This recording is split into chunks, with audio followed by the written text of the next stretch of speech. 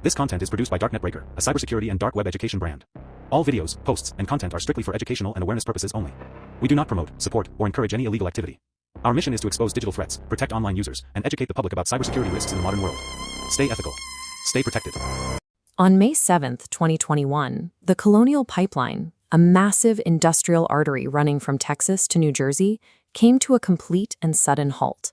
This single pipeline supplies almost half the fuel for the entire east coast of the United States. Within hours, its shutdown triggered nationwide disruptions. For the operators in the control center, the crisis began the exact moment a digital ransom note appeared on a display screen, demanding $4.4 million. Commercial gasoline availability dried up. Drivers lined up for miles, and stations taped handwritten out-of-gas signs to their pumps. While the ransom note was the moment the public felt the impact, the actual breach had occurred 9 days earlier. The attackers had spent over a week navigating the network before the first warning ever appeared on a screen. Reactive defenses focus on this final day zero event, but the damage is often decided by what happens during that hidden window. To stop an attack, we have to look at the timeline that preceded the shutdown. The true start of the Colonial Pipeline attack occurred on April 29th. This chart maps the timeline of the intrusion. As you can see at the top, the attackers gained initial access through an external remote service. They didn't write a complex software exploit. They simply logged into an old, dormant VPA account using a leaked password they found on the dark web. Looking down this timeline, you see a massive gap between that initial login and the red triggering event at the bottom. This gap is known as dwell time, the hidden window where the attacker operates inside the network completely undetected. A single forgotten password provided unrestricted access to a critical national asset. Dormant accounts and simple human oversight remain the most reliable backdoors into secure infrastructure. Once past the perimeter, attackers don't want to break things immediately. They use valid credentials to blend in with normal IT traffic. They map the network architecture and quietly escalate their administrative privileges. This graphic illustrates the timeline for the state-sponsored SolarWinds supply chain attack. Looking at the top half, you can see the hackers breached the internal network in September 2019, but did not deploy their payload until March 2020. During those 6 months of dwell time, they carefully studied the software development platform.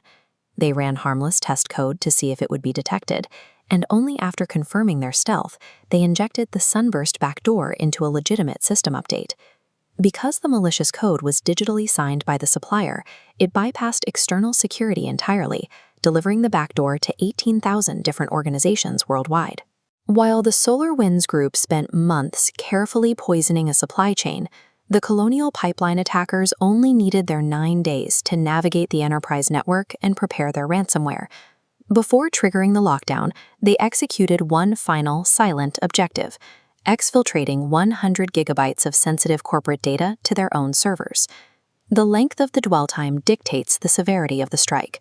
The longer an attacker can observe, test, and position their assets without interruption, the more devastating the eventual impact will be. This flowchart diagrams the CyOTE methodology to catch malicious activity during dwell time.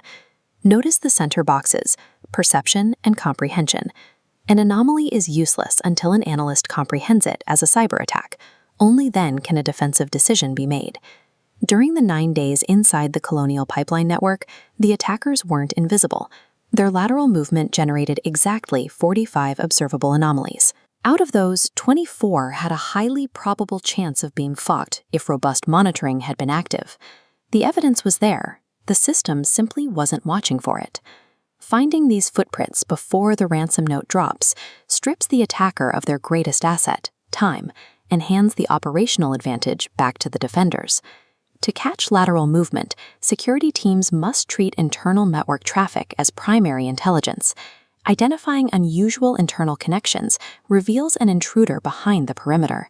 This requires auditing third-party API keys, enforcing multi-factor authentication everywhere, and deleting inactive VPN accounts.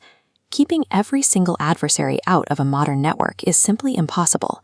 Survival depends on illuminating your internal environment, spotting the anomalies, and stopping the attacker before their dwell time runs out.